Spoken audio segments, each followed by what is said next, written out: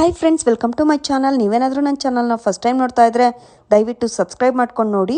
Kaveri Kannada medium ಧಾರಾವಾಹಿಯ ನಾಳಿನ promo ಸಂಚಿಕೆಯಲ್ಲಿ ಏನಾಗುತ್ತೆ ಅಂತ ನೋಡೋಣ ಬನ್ನಿ. ಮೊದಲಿಗೆ ಸರೋಜ ಕಾವೇರಿ ಎಷ್ಟೇ ಬೇಡ ಬೇಡ ಅಂದ್ರೂ ಮದುವೆ ಹೆಣ್ಣಿರೋ ರೂಮಿಗೆ ಬರ್ತಾಳೆ. ನಾನೇನಾದರೂ ಹೆಲ್ಪ್ ಮಾಡಿಕೊಡ್ಲಾ ನಿಮಗೆ ಅಂತ ಸರೋಜ ಕೇಳ್ತಾಳೆ. ನೀವೇನು ಹೆಲ್ಪ್ ಮಾಡೋದು ಬೇಡ, ನೀವು ದಯವಿಟ್ಟು ಇಲ್ಲಿಂದ ಹೋಗಿ ಅಂತ ಅಂಬಿಕಾ ಹೇಳ್ತಾಳೆ. ಓ, ಎಷ್ಟೊಂದು ಚಿನ್ನದ ಒಡವೆ ಇದೆ, ಎಲ್ಲಾನು ಚಿನ್ನದ್ದೇನಾ? ನೀವು ಬಿಡಿ, ಎಲ್ಲ ಚಿನ್ನದ್ದೇ ಮಾಡ್ಸಿರ್ತೀರ ಅಂತ ಸರೋಜ ಹೇಳ್ತಿರ್ತಾಳೆ. ನನ್ನ ಮಗಳೇನು ಗತಿ ಇಲ್ದಿರೋ ಮನೆಯಿಂದ ಬಂದಿಲ್ಲ. ನನ್ನ ಮಗಳು ಮೈ ತುಂಬಾ ಚಿನ್ನ ಹಾಕಿ ಕಳಿಸ್ತೀನಿ ನಾನು. ನಮ್ಮ ಮನೆ ಮಹಾರಾಣಿ ಇವಳು. ನಾವೇನು ನಿಮ್ಮ ಥರನ ಕಾವೇರಿನ ಅರ್ಶನದ ದಾರದಲ್ಲೇ ಕಳಿಸಿದ್ರಲ್ಲ, ಆ ಥರ ನಾವೇನು ಗತಿಗೆಟ್ಟಿದೀವ? ಆ ಥರನೇ ನಮ್ಮನೆ ಮಗಳನ್ನು ಕಳಿಸ್ತೀವಿ ಅನ್ಕೊಂಡಿದ್ದೀರಾ ಅಂತ ಅಂಬಿಕಾ ಬೈತಾ ಇರ್ತಾಳೆ. ಈ ಕಡೆ ಅಗಸ್ತ್ಯ ಕಾವೇರಿನ ಕರೆದಿರ್ತಾನೆ.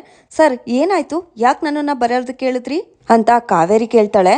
ಸತ್ಯ ಹೇಳೋ ಟೈಮ್ ಬಂತು, ಅದಕ್ಕೆ ಕರೆದಿದ್ದು ಹೆಂಡ್ತಿ. ನಾನು ಡೈರೆಕ್ಟಾಗಿ ಹೋಗಿ ವೃಂದ ಮತ್ತೆ ಭಾವನ ಹತ್ರ ಇರೋದನ್ನೆಲ್ಲ ಹೇಳ್ಬಿಡ್ತೀನಿ. ಈ ಮದ್ವೆ ಒಂದು ಮುಗಿಲಿ, ನೀವೇನು ಯೋಚನೆ ಮಾಡಬೇಡಿ. ನಾವಿವಾಗ ಇದನ್ನ ಹೇಳಲೇಬೇಕು.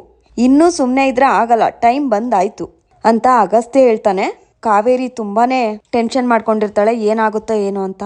ಈ ಕಡೆ ಕೊನೆಗೂ ಅನಿಕಾ ಮತ್ತೆ ವಿವೇಕ್ದು ಮದ್ವೆ ಆಗುತ್ತೆ. ಅಷ್ಟರಲ್ಲಿಗೆ ಅಂಬಿಕಾ ಬಂದು ತುಂಬಾನೇ ಗಾಬರಿ ಆಗಿರ್ತಾಳೆ. ಅವಳು ಗಾಬರಿ ಆಗಿರೋದನ್ನ ನೋಡಿ ವಿವೇಕ್, ಅತ್ತೆ ವೃಂದ ಎಲ್ಲಿ, ಯಾಕಿನ್ನ ಬಂದಿಲ್ಲ ಅಂತ ಕೇಳ್ತಾನೆ. ಅದು ವೃಂದ ಮನೇಲೆಲ್ಲೂ ಕಾಣ್ತಾ ಇಲ್ಲಪ್ಪ ಅಂತ ಅಂಬಿಕಾ ಹೇಳ್ತಾಳೆ.